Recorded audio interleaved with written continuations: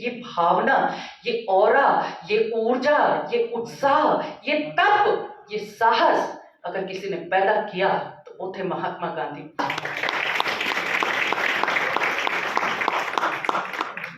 कि ट्रांसवाल वो प्लेटफॉर्म था जहां उठाकर गांधी को डब्बे से बाहर फेंक दिया गया। जिस गांधी को बाहर फेंक दिया गया वो गांधी कोई और था, लेकिन जो गांधी प्लेटफॉर्म से उठा वो गांधी कोई और था। सर्वप्रथम तो मैं शीश झुकाऊंगी उस शख्सियत के आगे जिनकी पुण्यतिथि हम आज यहाँ मना रहे हैं। सादर वंदन करती हूँ। राजस्थान साहित्य अकादमी उदयपुर वाणिज्य व प्रबंध संकाय टाटिया विश्वविद्यालय के संयुक्त तत्वावधान में इंटरनल क्वालिटी एश्योरेंस सेल द्वारा राष्ट्रपिता महात्मा गांधी जी की 75वीं पुण्यतिथि पर मानवाधिकारों की एक सशक्त आवाज महात्मा गांधी विषय पर आयोजित इस एक दिवसीय संगोष्ठी की अध्यक्षता कर रहे हमारे मार्गदर्शक व टाटिया विश्वविद्यालय के अध्यक्ष प्रोफेसर एम सक्सेना सर, जिनसे मैंने बहुत कुछ सीखा है।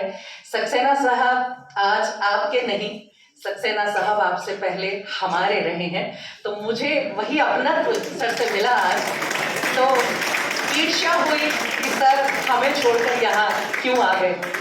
तो सर आपको बार बार बुलाने की तमन्ना मन में रहती है, आगे बुलाते रहेंगे और आपका मार्गदर्शन हमें मिलता रहेगा इसी आशा के साथ। विशिष्ट अतिथि जो बहुत ओजस्वी वाणी में अभी अपनी बात कहकर गए, डॉक्टर संदेश त्यागी जी जो प्राचार्य हैं वाहेगुरु महाविद्यालय अबोहर से। संगोष्ठी संयोजक डॉक्टर राजेंद्र कुमार गोदारा जी, जिनसे मैं निरंतर संपर्क में रही। डॉक्टर विशाल छाबड़ा जी जो बेहद खूबसूरती के साथ मंच संचालन कर रहे हैं, और चूंकि मैं भी इस विधा से जुड़ी हुई हूँ, 25 वर्ष से ये कार्य कर रही हूँ और टीवी एंकरिंग का भी थोड़ा सा अनुभव मैं रखती हूँ, तो मैं बहुत बारीकी से प्रोग्रामों में इस बात को नोटिस करती हूँ कि मंच संचालन, क्योंकि कार्यक्रम का इंजन होता है मंच संचालक। तो आपके बेहतरीन मंच संचालन के लिए आपको बहुत सारी शुभकामनाएं सर। डॉक्टर आशाराम जी, जिनके साथ मेरा परिचय एक कॉलेज में सिलेक्शन कमेटी में हुआ था, और आशु जी तो किसी परिचय के मोहताज हैं ही नहीं। राजस्थानी के बहुत बड़े विद्वान हैं, पत्रकारिता करते हैं, लेखक हैं, चिंतक हैं। आप सभी की बातें मैंने सुनी। प्रेस और मीडिया से पधारे प्रतिनिधिगण और सबसे महत्वपूर्ण प्यारे विद्यार्थियों, साथ ही सक्सेना सर आपका आभार व्यक्त करना चाहूंगी कि आपने तुझको याद किया इस अवसर पर। अभिभूत हूँ इस कार्यक्रम में अपनी उपस्थिति देकर और बच्चों का उत्साह देकर। हाउसफुल ये कार्यक्रम है, पीछे तक बच्चे बैठे हुए हैं और वाकई भाषण को ग्रहण करना, भाषण को सुनना बड़ा गरिष्ठ हो गया है आज के विद्यार्थियों के लिए। मैं पूर्णतः सहमत हूँ त्यागी जी की इस बात के लिए, लेकिन जिस अनुशासन के साथ विश्वविद्यालय के बच्चे यहाँ बैठे हुए हैं और सुन रहे हैं, और कुछ के एक्सप्रेशंस को मैं बहुत बारीकी से ऑब्जर्व भी कर, क्योंकि पर्सनालिटी डेवलपमेंट की क्लासेस में लेती रही हूँ, तो बहुत बारीकी से आपके अनजाने में बिना आपको सूचना देते हुए मैंने नोटिस भी किया कि बच्चे डूब कर सुन रहे हैं। अच्छा लग रहा है। साथियों, गांधी जी प्राय कहा करते थे कि मेरा जीवन ही मेरा संदेश है। गांधी जी की कोई भी कार्य सबसे पहले स्थानीय स्तर पर ही किया करते थे। Local self government, Swaraj. दुनिया बदलने के लिए दुनिया के पीछे भागना उन्हें कतई पसंद नहीं था। मिट्टी के कण में पृथ्वी देख सकने वाली दृष्टि थी। गांधी जी मानते थे कि प्राकृतिक आपदाएं प्रकृति के साथ हुए अन्याय का प्रतिफल हैं, जिसके लिए मूलतः मानव ही दोषी है। पालक के रूप में प्रकृति का विनाशक का भी रूप है, जो हमने कोविड में देखा। कोरोना ने आज हम सभी को अकेला कर दिया। आपने भी अपने आप को कुछ समय अकेला महसूस किया होगा। हमें स्पष्ट दिखाई पड़ा कि महामारी के डर ने इंसान को इंसान से अलग कर दिया। उस अलगाव से कोरोना रुका नहीं है। आज गांधी होते तो कहते कि पड़ोसी की सेवा करना हमारा परम धर्म है, और इस तरह वे समाज को जोड़ रहे होते। इस जुड़ाव से सबक मिलता है और व्यक्ति मनोवैज्ञानिक आधार पर स्वयं को शक्तिशाली महसूस करता है। मित्रों, आप सभी जानते हैं मनोबल बीमारी का आधार इलाज है। वुहान में विषाणु पैदा हुआ और वैश्विक अर्थव्यवस्था पर फिर से संकट आ गया। महाकाय अर्थव्यवस्था ने दगा दे दिया। गांधी जी महाकाय अर्थव्यवस्था की जगह स्थानीय अर्थव्यवस्था को महत्व देते थे। आज यदि वे हमारे मध्य होते तो कह रहे होते कि इस बिना चेहरे वाली वैश्विक अर्थव्यवस्था की बजाय सच्चे रिश्ते व खरा लोकतंत्र एक दूसरे को जानने पहचानने वाले स्थानीय मानव समुदायों के बीच ही फल फूल सकते हैं। बापू ने राजनीतिक चरित्र की धारा को बदलकर एक ऐसे संगम के रूप में स्थापित किया जिसमें गर्म दल और नरम दल दोनों की लकीरें ही विलीन हो गई। भारतीय क्रांति की अभिव्यक्ति गांधी के विचारों से प्राप्त होती है। वे इतिहास के पहले व्यक्ति थे जिन्होंने राजनीतिक लोक चेतना के स्तर पर राष्ट्र को एकता के रूप में पिरोने का काम किया। चंपारण गांधी की राजनीतिक आणविक शक्ति का प्रथम स्थल था, जहां से निष्क्रिय प्रतिरोध समेत कई राजनीतिक दर्शन की धाराएं प्रस्फुटित हुई।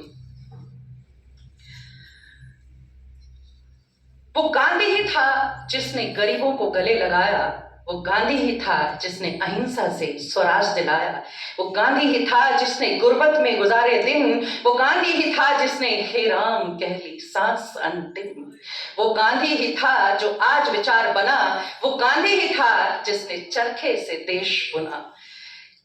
परसों गांधी जी पर ही, क्योंकि मैं यहाँ आने का कमिटमेंट कर चुकी थी, तो एक छोटी सी बात विद्यार्थियों आपके साथ साझा करूं।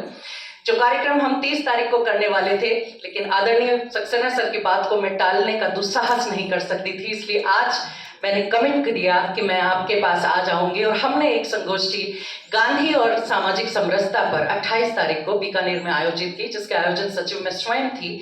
और हमें सौभाग्य प्राप्त हुआ उस ध्रुव को सुनने का।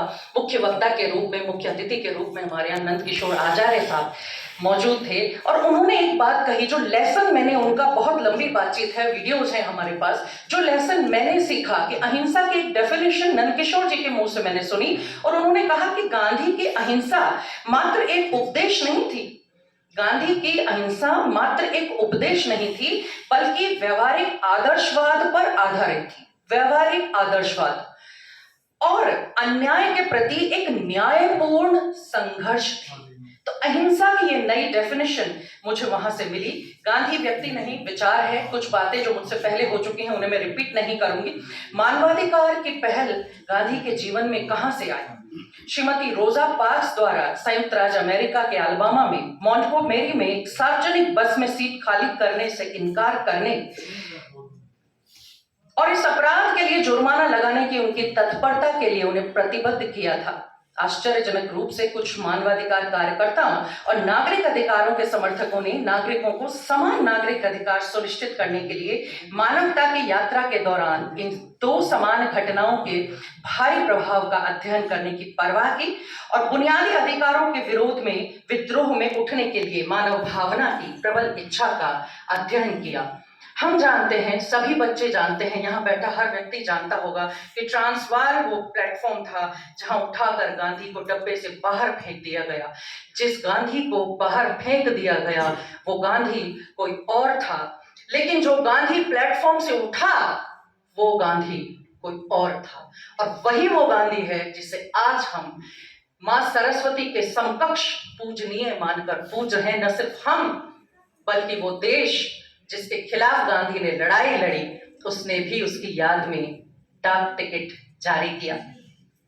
ऐसे थे गांधी। नेटाल में भारतीयों पर आरोप लगाया गया कि वे अपनी आदतों के पक्के हैं, आदतों के पक्के हैं और घर तथा अपने आसपास सफाई नहीं रखते।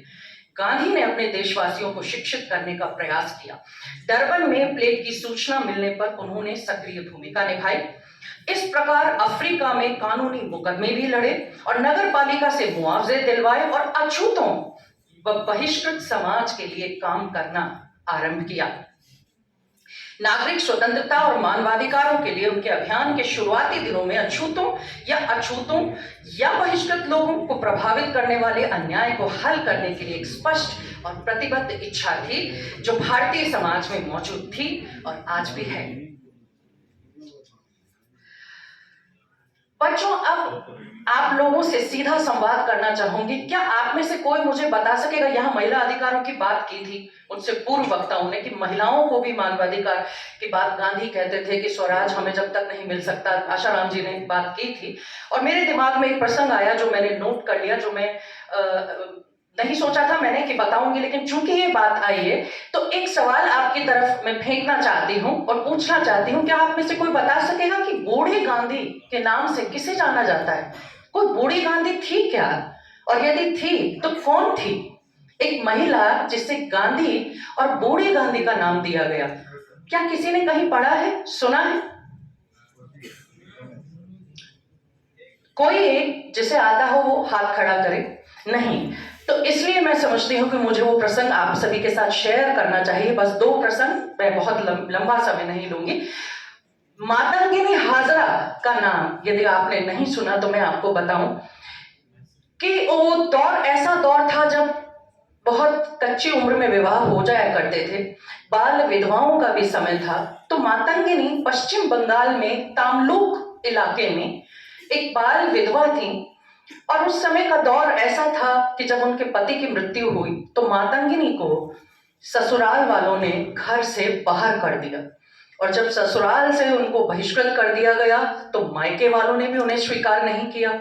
स्थितियां ये हो गई कि मातंगिनी एक झोपड़ी बनाकर वहीं तामलुक में एक पुलिस थाने के पास झोपड़ी बनाकर रहने लगी, और उन्हें लगा कि अब मैं क्या करूं, तो वो समाज सेवा में जुड़ गई। उस पुलिस थाने के सामने से गांधी कई बार गुजरते थे और गांधी के साथ उनके अनुयायी गुजरते थे। उन्होंने नमक सत्याग्रह की रैलियां देखी थी, उन्होंने भारत छोड़ो आंदोलन की, और उन्हें लगा कि मुझे गांधी के इस गुट में, इस काफिले में शामिल हो जाना चाहिए।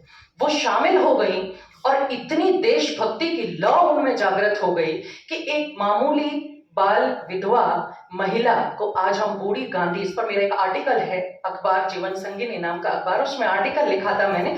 और बूढ़ी गांधी को क्यों याद किया जा रहा है? ऐसे तो बहुत सारी महिलाएं उनकी अनुयायी रही होंगी, लेकिन एक विशेष कारण, अपने तिरंगे को फहराना उस समय गुनाह माना। जब हमें स्वतंत्रता नहीं मिली थी तो कोई तिरंगे को फहरा दे।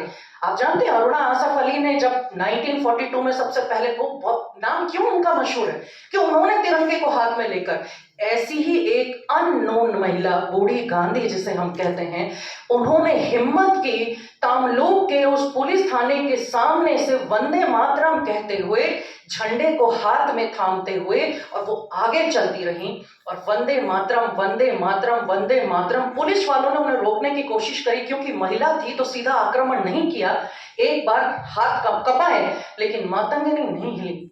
मातंगिनी चलती रही, वंदे मातरम कहती रही, उनके पैर में पहली गोली शूट कर दी गई।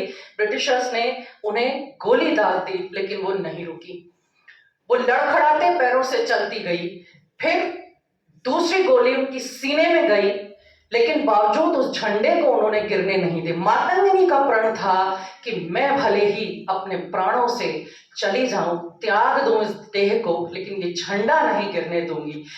जब वो फिर भी बात वंदे मातरम के नारे लगाती रही तो तीसरी गोली के लिए जो थाना अधिकारी थे उन्होंने कहा शूट हर, फोरहेड पर, यहां बीचों बीच जहां बिंदी लगाई जाती है यहां शूट किया गया। तीसरी गोली यहां लगी, मातंगिनी गिर गई और अंतिम शब्द यही थे, वंदे मातरम। लेकिन झंडा उनके हाथ में वो इस तरह गिरी कि झंडा वो गिरने नहीं दिया उन्होंने। तो ये भावना, ये ऑरा, ये ऊर्जा, ये उत्साह, ये तप, ये साहस अगर किसी ने पैदा किया तो वो थे महात्मा गांधी। और मैं आपको बताऊं कि आज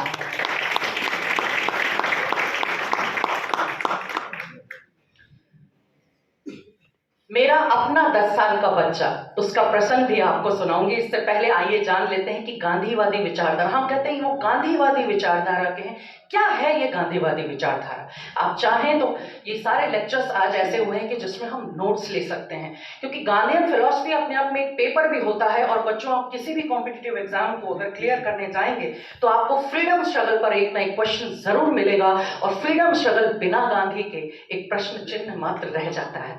तो गांधीवादी विचारधारा क्या है, आइए आपको बताती हूँ। गांधीवादी विचारधारा महात्मा गांधी द्वारा अपनाई और विकसित की गई उन धार्मिक सामाजिक विचारों का समूह है जो उन्होंने पहली बार वर्ष 1893 से 14 तक दक्षिण अफ्रीका में और उसके बाद भारत में अपनाया।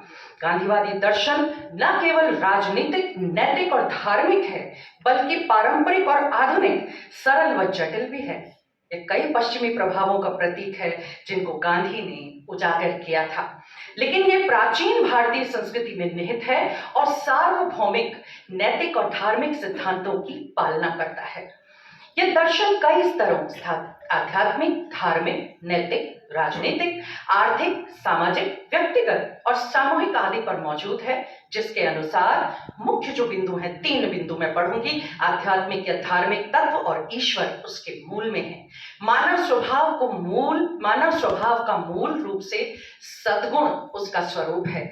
सभी व्यक्ति उच्च नैतिक विकास और सुधार करने के सक्षम हैं। वो ये नहीं कहते थे कि जो नैतिक रूप से उच्च होते हैं वो गॉड गिफ्टेड होते हैं। सभी व्यक्ति उच्च नैतिक विकास और सुधार करने में सक्षम हैं।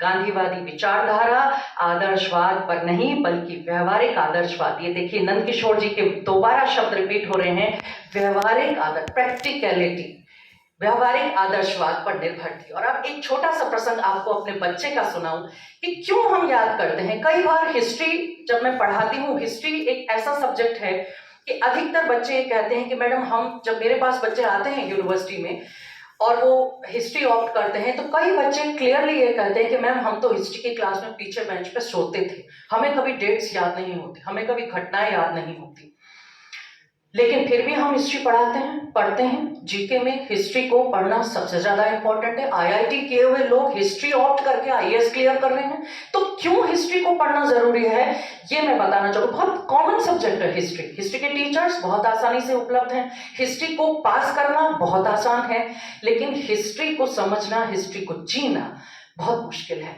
और वो ये लीजेंडरी पर्सनैलिटीज, यदि आप पॉलिटिकल साइंस पढ़ेंगे तो गांधी को पढ़ेंगे, और हिस्ट्री को पढ़ेंगे तो गांधी को पढ़ेंगे, और दर्शन को पढ़ेंगे तो भी गांधी दर्शन अपने आप में एक यूनिट होती है। और गांधी तो एक युग है, उन्हें शब्दों में बांधना इतना दुष्कर है, क्या पढ़ूं, क्या छोड़ूं, क्या बताऊं, समझ में नहीं आता। लेकिन एक बार मेरे 10 साल के बच्चे के मन में कब गांधी ने घर बना लिया मुझे भी पता नहीं चला। 28 तारीख की संगोष्ठी से पहले जब मैं तैयारियां कर रही थी तो मैंने अपने बच्चे से पूछा कि बेटा मम्मा एक संगोष्ठी करवा रही हैं, आप चलेंगे उसमें? तो उसने कहा हाँ मैं चलूंगा। मेरे मन में आया कि उससे पूछूं कि क्या वो गांधी बनना पसंद करेगा। तो मैंने उससे पूछा कि बेटा आप गांधी बनकर चलना पसंद करेंगे? तो उसने बहुत जल्दी से सहर्ष हाँ भरी।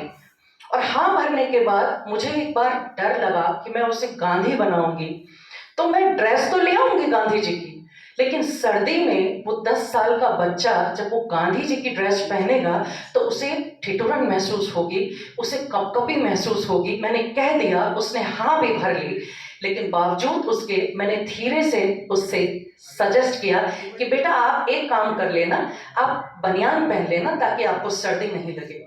तो आप विश्वास करेंगे उसका क्या उत्तर था? उसने तपाक से मुझसे ये पूछा कि मम्मा गांधी बनियान पहनते थे क्या?